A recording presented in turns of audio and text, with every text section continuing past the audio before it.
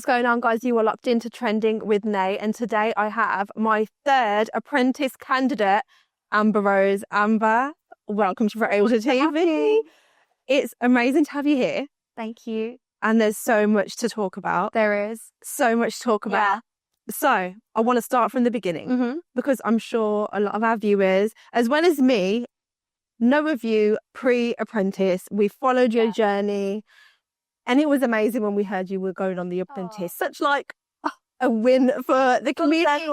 Then, But let's start from the beginning. Yeah. So, Orimar. Yeah. There's so much. There's actually so much to unpack. Let's go even before Orimar. So what were you doing before that? What was life like for Amber? I feel like it's a very long story. Do you know, it's like, how long do you have? But I got all the time in the world, girl. To be fair, I think a good place to start is, before opening Orimar, I was working in a sales job for a while. And I think since the age of 14, I was always working in jobs because I always just kind of wanted to have a better life. Yeah. So my mom and dad divorced when I was like 2.5. And so my mom kind of raised me as a single mother for a while. She then remarried, but we didn't have a lot of money. Yeah. And I just really felt strongly that I didn't want to follow kind of what society was telling me to follow. I just knew in my heart and in my head that if I went down this route and didn't challenge it, that I wouldn't get a life that I wanted in the end. So I always kind of had this spirit of wanting to work. So like after school, I would like go to this like random wedding hall in East London, and I would be working till like 1 a.m. in the morning, cash in the hands, like really didn't get paid. Oh my God. And my mum would be like, Amber, where are you? Like, you must have been out partying. I'm like, no, mum, like I'm just trying to have some cash so that I can like buy clothes and stuff. So always been working. Wow. So you must have been in like what, year 10, year 11 when you were doing that? Yeah. Wow. I feel like I had a little like entrepreneurial group of friends. Like we all spurred each other on. Like we were like the few girls of the year that were all working. I love that. Yeah. You've always been a hustler. Always, yeah. So did you take the traditional route of like going to uni or did you just stay away? Yeah, no way. Like I didn't to be honest with you, like not for me. Like it's not that I was bad at studying. I think I did quite well in like my GCSEs and stuff, and I was always in like the gifted and talented groups and stuff like that.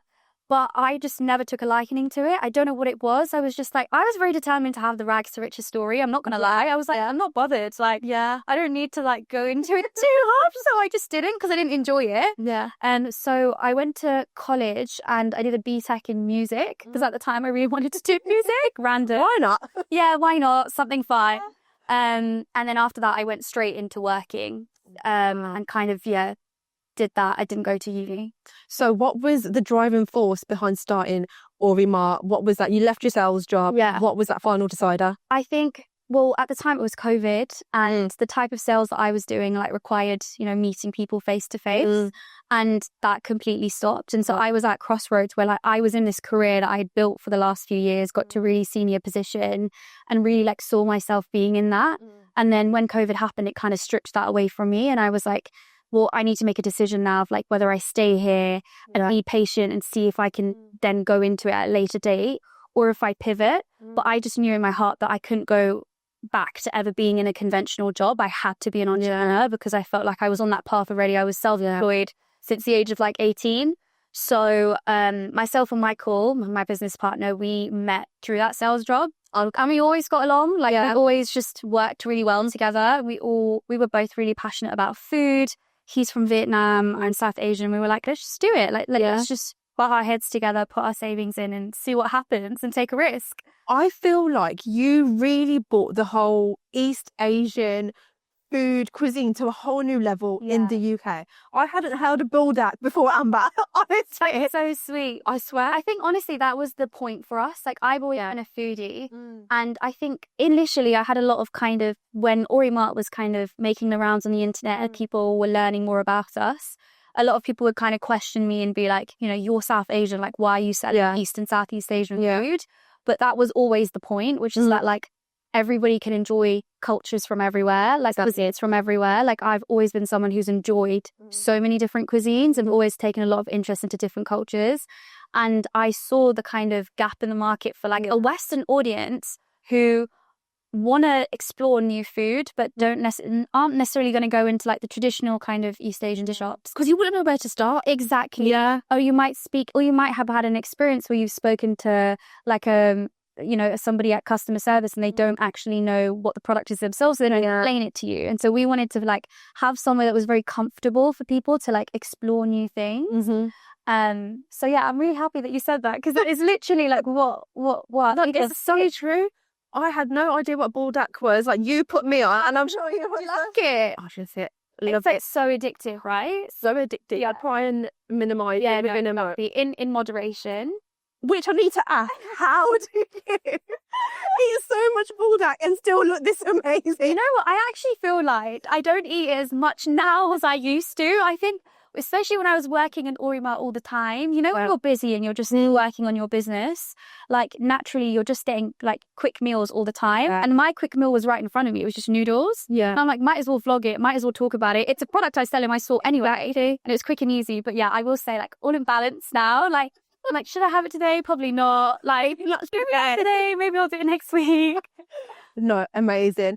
So, rewinding a little bit. So, when you started Orima, socials played such a big part, I think, in just getting the word out there. Did you think it was going to have that much of an impact, or does that still wow you a bit? It's an interesting question, because there's a part of me that always believed it, because I wouldn't have started a business otherwise and taken such a massive risk of opening a new business I had absolutely no experience in. I wouldn't have done that.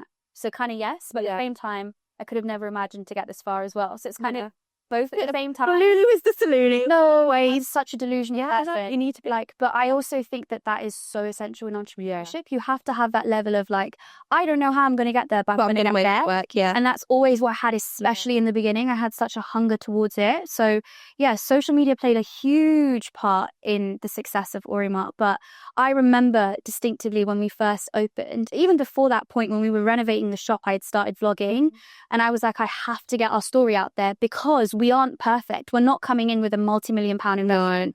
We're not coming in with a huge backing. We're a brand new brand. No one knows who I am, who Michael is, who our shop is. Like, we have to get eyes on us. So in a way, there was no other choice for us. But I think that's why people related to you guys so much, because it wasn't like, a well-known person starting it and it was like a fad or whatever. It was like two authentic people just showing us what they're just doing. Trying our best. And I think that's why people really connected to you, which brings me on to my next topic, which is you've been able to build yourself up now as a brand alongside the shop. Did you think that was going to happen? Because, your focus was on the shop, but now your own personal platform is huge. We're going to talk about Apprentice later, but did you think that was going to happen as well? So to be honest with you, like, I always was like, when I was growing up, I'd always watch YouTubers. Like, that was my thing. I loved social media. I was always such a consumer, like always into it. And so I guess it was always a dream of mine to go into that space. I just didn't ever see a way in which that could happen. But initially when I started kind of talking about my business, etc. online, it was never really for me to build a personal brand, really. It was for my business to be successful. But even at the time that I was doing TikTok vlogs, doing day in the life, like, that wasn't something that was happening a lot. Like, people weren't doing day in the life of a business owner at that time. But I was a way to get my message out there, and I wasn't getting paid for it, because TikTok didn't even have like any way of paying you for views. So I was doing it for the more time I spent on TikTok, I actually didn't get paid. Wow. And I just did it because I loved it. And I think that that's really important, especially when you go into social media. I think a lot of people now see it as a place where they're like, oh my God, like, I can do brand deals and I can make so much money, which is all true and valid. And it's such a privileged job to have. And I'm so lucky to be in that space. But that wasn't ever my sole purpose. Like, I just love it. Like, I love documenting my life. I love having a community. But I think that's really important. Again, I think that's why people connect to you so much, because even on your personal brand, we know, okay, that's just you being so real. Like, I'll come on like with no makeup on. Like, I'll come on like looking sick. I'll come on looking nice. I think it's important to show all of it. But it's also difficult, because obviously when you show all of it and you're very, very vulnerable, you open yourself up to even more opinions, which can sometimes be really hard to manage. That was actually my next question. So you have been so open with everyone and so transparent, which we love. Do you ever feel a pressure like, okay, now I've started this, I need to share everything because that's what people expect. I think it's about finding a balance, you know? Sometimes people don't understand that and cross the line a little bit. And I think that it's really important to just humanize people. Like, I am just a normal human. I don't walk around thinking I'm anything that I like other than I am. Do you know what I mean? And I think sometimes when you see numbers and you see figures and you see somebody on a platform, you haven't met them in real life, you can start to dehumanize them a little bit. And I'm like, I think that's the age we live in now. Well, we consume so much that people aren't almost real people anymore to us. I'm just a normal girl. Like, I'm just trying my best. Like, and there's some things I naturally just don't want to talk about. And I think you just have to respect your boundaries and like hold stead on like what you think is right. When obviously you first blew up and then maybe there was negative comments or trolls, you know, everyone gets them. How were you dealing with that? I think in the beginning it was a bit of a shock to the system and I'd really internalize it. And then I think the more you kind of are in this industry, the more you learn how to handle it. And to be honest, like, I just learned that as long as I'm going to be in this space and essentially be a public figure, people are always going to have opinions and I can't change that. And it's unfortunate, but like, you know, I can't get everybody to like me. Some people are and some people aren't. Yeah. And sometimes I'm scrolling on my For You page and it's a video of a girl talking about how much they don't like me. Like, it's a bizarre age and time we're in. What? Especially now with The Apprentice, like, it's like at an all-time high. Yeah. I have to just be really strong in my beliefs and who I am as a person. God. Yeah. Honestly, I'm not on that side of TikTok because that's fucked up. That's over there. You're on that side. Obviously, the positive outweighs the negative. Yeah. The amount of opinions and people genuinely feel like they know you, and sometimes it's so baseless and so theoretical, but just in a very invalid way. Like, it's just not true. It's like the conspiracy theories you're coming up with, just, I don't know where they come from. They're just not right. They're not correct. Sit there and like, I'm going to say this. Yeah, Amber today. Yeah. But they'd never say it to your face. No. So there we go. Even that becoming a public figure, how was that transition? Like, just going from a normal girl, hustling, making your brand successful, to all of a sudden everyone is so interested in your life. I still struggle to come to terms with it because in my head, I'm just that. Do you know what I mean? But I think, like, especially in the beginning when I would start to have people coming up to me and like taking pictures of me, I'm like, you want to take pictures with me? But obviously now it's kind of normal. Like, I expect it when I go to certain places. I'm like, I can just feel that these people just know who I am. Like, I'll be sat at a table and I'm like, hey, keep your like voice down, because these people next to us probably like, they know who we are. Like, we can't be like spilling all the day. Not lazy. No. But I guess you get used to it. But also just, I feel so humbled and privileged and grateful to have that. Like, the positives outweigh the negatives for me. Yeah. That is amazing. And now another thing I think that comes with, you know, the fame and, you know, people just putting you and holding you to a certain standard. Do you ever feel a pressure from that? Like, people might expect you to talk on certain topics or mention certain things. Maybe you don't want to get into that. Do you feel like there is a pressure when people are just holding you to, you've got this platform, you need to use it for this, and this? I think specifically, like, being South Asian, being a woman, like, I am faced with a lot more judgment than some of my fellow creators. You know what I mean? Yeah. It's so much harder. And I think as much as the South Asian community, like, they are so amazing and are like we're very patriotic. We like support each other. We do. But we're also very judgmental. And I feel that a lot. And I think in that regard, it is tough because it's like, I just always want to be authentic to myself. And I just want to always show a really clear picture of who I am. Yeah. And the reality is everybody is an imperfect human. You are, and so am I. It's just that you might see my mistakes publicly. I'm not going to see yours. And it's really easy to sit there and judge somebody about the things they do, the things they say. But it's like, you've probably done that, if not worse. Do you know what I mean? So true. So that's how I kind of view it. I'm like, I cannot aim for perfection, but I try my best. And I think ultimately, like, I have a platform now where I just want to, be myself, and like, people who like it. And there's a lot of people who don't, and that's okay. We ignore them. We're not on that side of TikTok. So now, on to The Apprentice. Yeah. So you always wanted to be on it. Talk me through it. Like, all my life. Like, it was such a goal for me. I would always watch it. I think a lot of us candidates say that, but I don't know, there's a mixture, right? Some people want to go on the show because it's a good opportunity, etc. Some people, it's just like a lifelong dream, like it's something that's like really, really close to their hearts. And I definitely fall within that category of like, it was such a huge thing for me. Like, coming from like the beginnings I've come from and not having much and knowing how hard I had to work, knowing what my life looked like only a few years ago and where I am now. It's like, I cannot even put into words how different it is. And for somebody like me to have achieved that, it's like unbelievable. I have no words. I'm just super humbled. So inspiring, honestly. But it was, thank you. It's just a huge, huge milestone for me.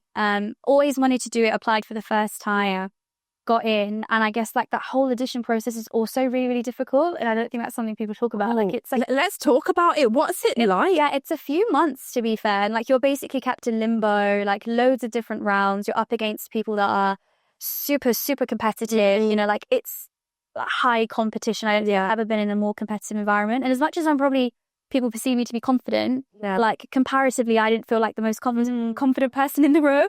Not confident. Confident.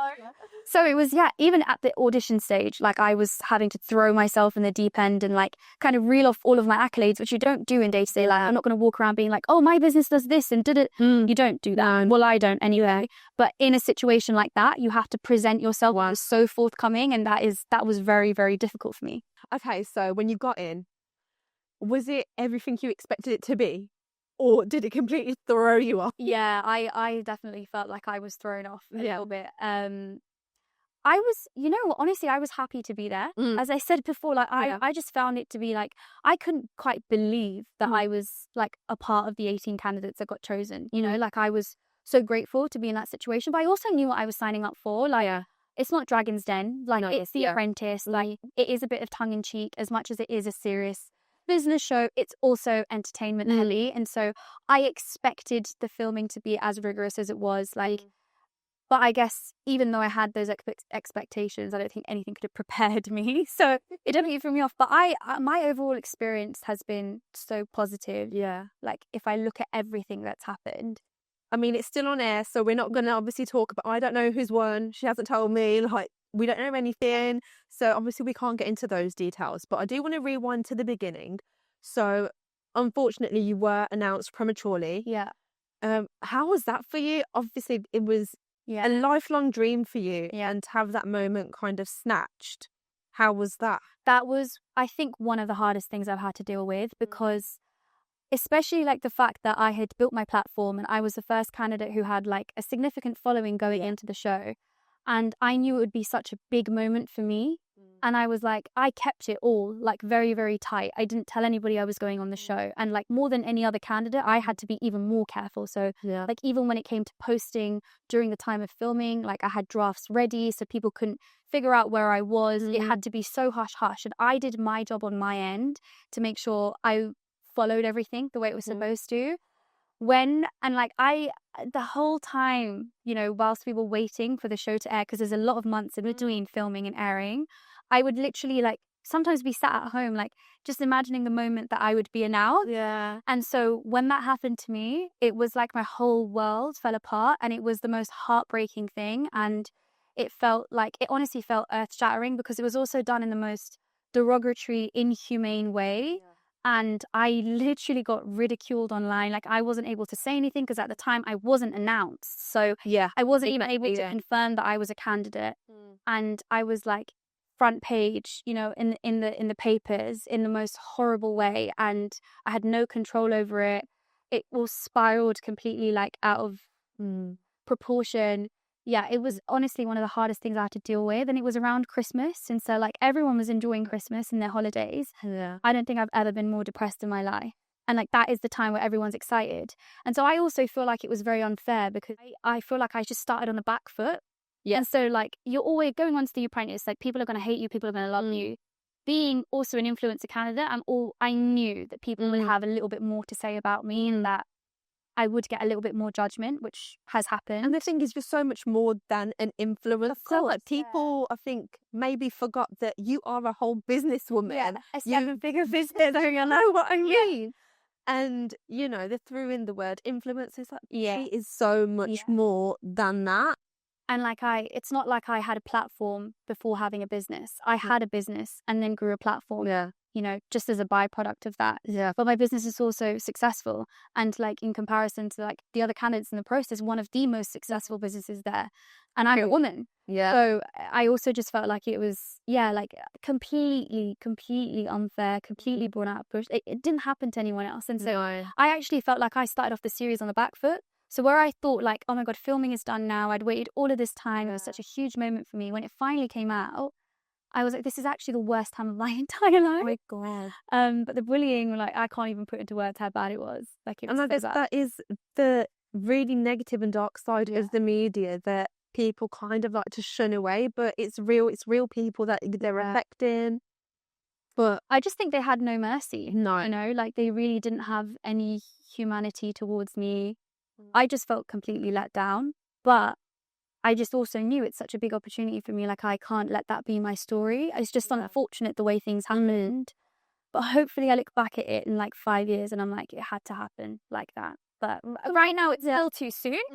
It's still really early, to be honest. Yeah. And to be fair, it's the first time I've talked about it because it's not something that, like, I just can't. I'm so traumatized by it. I still get bullied for it. Yeah. Like, I'll wake up every day to hate comments, and I'm like, I've tried to talk about my story as much as I can, but people just believe what they want to believe, and it's very like important for people to understand that like not everything that you consume in the media is like Bible. No. There's a lot of, you know, these tabloids have been sued for defamation. Yeah, right. Bigger sums. That should tell you guys. I tell you everything. I don't need to sue them for you guys to know they've been sued for defamation. That's what I have to say. Wow. Thank you for talking of like I can't even imagine honestly what you must be going through, but you wear it well. Thank you. And honestly, you're on to bigger and better things anyway. So it's all part of the story, right? That's what I tell myself. Anytime I have any challenges in life, I'm like, I'm just writing my story. One day will be cool. Like how one day I had no money and now I do. You know, one day I had no business, now I do. The amount of stories I have from in between and my journey, I'm like, this is just one of those stories. Somehow, they chose me to go through it. Fine. Maybe I'm just strong. Okay. Oh, that's strongest soldier. Strongest soldier. Like. But okay, back to The Apprentice and all the good things. So I've always wanted to kind of know. Okay. It gets really intense in the boardroom sometimes, and you know the candidates, like it gets sticky. See me. So going back to the house, what's it like? Like, are the theatrics for camera? I know you can't say too much. But do you think it is dramatised for the TV and you guys are all good when you get back home? Or can it be a bit awkward when you go back? I think it depends on who, like it honestly depends on who you are and what your mentality is going into the process. I think you have to compartmentalize and you have to understand that like what happens in the boardroom literally needs to stay there, and like the house needs to be a safe space. But naturally as humans do sometimes like harbor like emotions for sure, but I think as long as they're aired and that's done quickly and you can kind of brush it away, then you can kind of get on with things. But it can sometimes be tough. I like, honestly, I'm just gonna be like, when I had a loss as PM very, very early on in the process, and it was one of the most explosive kind of like CAFs that we have had in the series so far, and it was everyone wanted me to go home. Every single candidate did. Like when we were filming that, the producers had to stop because they're like, it's too much now. Like it's too much on one person. Oh my God. And they were like, you're doing so well for not crying, by the way. Thanks. So people don't see that, but it's very harsh. Like when every single person wants you to leave, especially. So I remember specifically when I came home from that, I did feel it. I felt it, but I also understood very early on what the process was. And you know, you just learn that like you have to take it with a pinch of salt. And like it's like, for example, if we were best friends, like we could be best friends, but maybe if we worked together, it just wouldn't work, guys. Like, and that's fine. So like you can be friends in the house, but not really love working with someone too. But that's just normal. Just life. Wow. Okay, so what's the biggest lesson you think you learned from The Apprentice? Oh God, what's the biggest lesson I learned? There's been so many, but I think it's just to throw yourself in the deep end. Like, I already knew that, but I think the more that I just threw myself into things and put myself out of there, pushed myself, the better I did. So I think like just the whole process in itself is such a intense, extreme thing that I don't think I'll ever do again, you know? I just think it's important to try and push yourself as much as possible. You don't know what you can do until you do it. Yeah, so So true. don't let fear stop you. Someone click that up and buy. Love that. So we have to ask about Lord Sugar. Yeah. Was it a fangirl moment when you saw him for the first time? Like I like the guy. Do you know what I mean? Like I do look I you know, I've always admired him. Would I say fangirl moment? Like yeah, like I was happy to Little see pinch him. me. Yeah, little pinch me. I was happy to see him. Yeah. Do you guys ever interact with them off camera?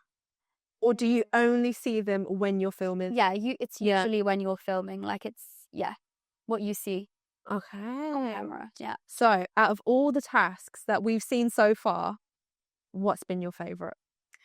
I keep saying the task where we made the Easter eggs was one of my favorites, just because I'm like, if you really think about what happened on that task, the fact that we won with a Christmas matcha U-log will never not be. It was a beautiful egg. It was a great. Well, it wasn't was egg. an egg, yeah. Like a cylinder. Yeah, it was a log, and like we came up with Cadbury's packaging for it. It looked horrible, but it was delicious. But I also just remember like that day, like in the marketing suite, like we all just worked so well together. We were just, it was such a nice energy. So that like really does stand out for me so far. And also the glaciers, like in Austria. Oh my God, that looked amazing. Like, I lucked out there. I was on the best team. I was the sun team. Happy to hear that, don't you? Yeah, Robbie. Again, that was so fun. It was so surreal. I love it. So you've actually made friendships out of this. Yeah. So how has that been, like being able to, still connect with like your fellow candidates? It's so nice. Yeah. Because like they are the only people who will ever understand what we went through. Like even past candidates, like their series were different. Do you know what I mean? Like this filming might have been similar, the format, sure. They didn't have the same tasks. They didn't have the same energy. And so like this is literally only us 18 candidates know how it truly is. And like I can sit there and talk to like my mom about it all day. Mom, this is what happened. She'll never get it. Yeah. The same way they will get it. Yeah. So you just have this like really soft spot for people, even if they get on your nerves and they pissed you off, like you still really You've got that bond. Yes. And so amazing. Okay, so got a little game for you now. Okay. I'm really bad at It's my quick fire round. You'll be fine. You'll be fine. Okay, so you're hosting a dinner. Okay. Which you're a foodie, so you know you probably do this a lot. 5 dinner guests, dead or alive. Who are you inviting? Dead or alive? Michael Jackson, Beyonce, Elon Musk. Yeah. Steve Jobs, can add him in there. Why not, eh? Oh, go on, I'll bring Lord Sugar as well. I will. Ask him for dinner. Love it. Okay. Best moment from The Apprentice. Best moment from The Apprentice for me. Do you know what? I'm laughing because I'm thinking like so many moments are coming into my brain. I guess on camera, one of the best moments for me was watching Nadia's £1.50 negotiation. That was pretty good. Yes. That was pretty good. Yeah, that was good. Okay, ramen or biryani? Oh, that's hard. Do you know what? People are going to hate me. I'm going to have to say ramen. Really? I had to be honest. I have to be honest. Because you know what it is with biryani? I love biryani. I'm not a huge rice girl. Are you? I would love a curry like with roti. Yeah. But rice for me. Really? Not a huge rice girl. Oh my God. Okay, so aside from buldak, favourite item in the shop? Probably we've got these like choco churro, like turtle chips, like 4 layers of just crispy, like cinnamon goodness. Turtle chips, choco churro. I think BritAsia like tricked Ari might. For sure. Okay, so home cooked food or outside food? Oh, tough.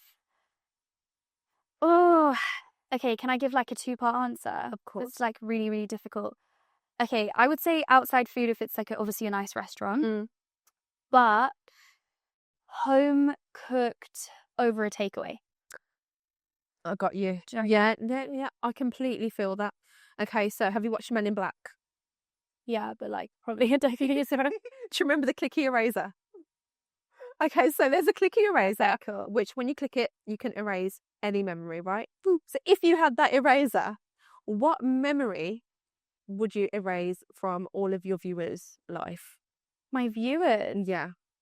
Oh my Like, God. what Amber Rose moment would you erase? Good question. Oh my God, now I need to think about this. What? If I had to erase a memory for all my viewers, is there something that they really annoy me about? Is there something? I feel like they'll be able to answer it. Do you know what I mean? Because there's quite a This one, Amber. Yeah, this is the one thing we did that we really hated. There's quite a few things. What have I done? I can't my brain is blanked out. Like there's too many like ridiculous things that I've done online. Like how can I find one? I don't know. Can I just say also, I saw your video yesterday of the biscuits. Oh, Your I'm sorry. impression is so good. I literally thought it was the sound. East London girl to her, like, she's too good at that. That is the sound. Honestly, it made me laugh. I'm like, there's no way there's like a season 19 Apprentice candidate that's just like doing this online. Like, I just thought it was so funny. You nailed it. Not going to make you do it. Hidden talent out. Yeah. If you want to go watch it, guys, it's there. Okay, what's the weirdest food combination you like? Weird food combination. Do I have many weird ones? You're asking me tough questions, or maybe I'm just really bad at answering them. What do I do that's slightly odd? Well, once I had celery with like, you know, Frubes. Yeah. The Frubes yogurt. So like I put it on the celery. Oh, quite odd. Yeah, I'll give you that. Yeah. You've never heard of that. Yeah. It's fine. Okay. What would you say is the worst quality about yourself? Oh, what is the worst quality? I think one of my worst qualities for myself is that I can be way too harsh on myself. Like I need to give myself a bit of grace sometimes. I like hold myself too like not too highly, but I'm very self-critical. I'm like, sometimes don't take accountability, Amber. Like sometimes just like give yourself the grace. Yeah. Fine, someone else messed up. It's not you. Yeah, it's not you. But it's because I'm so scared of deflecting and so scared of like not holding myself accountable, I think. That like I just go the other way, sometimes take too much accountability sometimes for other people's mistakes. So aside from, you know, the quick fire now, let's take a pause. Yeah. That's such a good point. Do you ever like just stop to enjoy what you've built, or is it always, okay, what can I do next? What can I do next? Tough. Yeah. It's tough for me because I think I've got a real fear of complacency, and I also am, as much as I've achieved a lot, and like again this conversation is so nice to like have somebody, you know, talk to me about the things I've done is really humbling. I'm also so far from my goals, and so for me it's difficult because I'm like, I don't want to relish in this too long in case it goes. But I think it's also, I've learned to kind of like own it. Like I think if you were speaking to me a year ago, I wouldn't be able to speak to you about like with this much confidence and talk about how, you know, I have done this and that and I'm proud of it. Yeah. Because I think a lot of times people just take like you being proud of yourself for being like egotistic. Yeah. Whereas now I'm like, I'm a strong, independent woman. Like people are always going to perceive it to be that way if I'm confident, and it is what it is. Like you have to be confident. Yeah. So yeah, I'm getting better at it. Sometimes I do like to treat myself. You should. I do. And you should.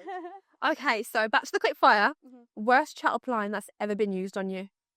Do you know what? I haven't had many people chat me up. So yeah, probably just like, do you know what the worst is? Probably like catcalling. Oh yeah. Yeah, like, can I get your Snapchat? Back in the day, like used to pop off like crazy. That's probably the worst. I hated that. I'm not giving you my Snapchat. We're not giving you a Snap. And I also don't use Snap. We still use the Snapchat, but honestly. Okay, what's your guilty pleasure? Guilty pleasure. I feel like I've got loads. I do loads of things that are quite rogue. I like that, quite rogue. Yeah, they're quite rogue. It's like if you actually spend a day in the life, it'd be like, are you all right? I don't know if this is really a guilty pleasure, but I guess it is because it's not productive. But like, I just love to like rot all day and like watch a series all day and do absolutely nothing for like hours and hours. And if I could do that for like a week straight, I'd love it without feeling guilt. But it's yeah. Like, So I feel like one day's enough, and One then when day's you're on the second day, you're like, nah, I need to do something. yeah. But I think I'd love it.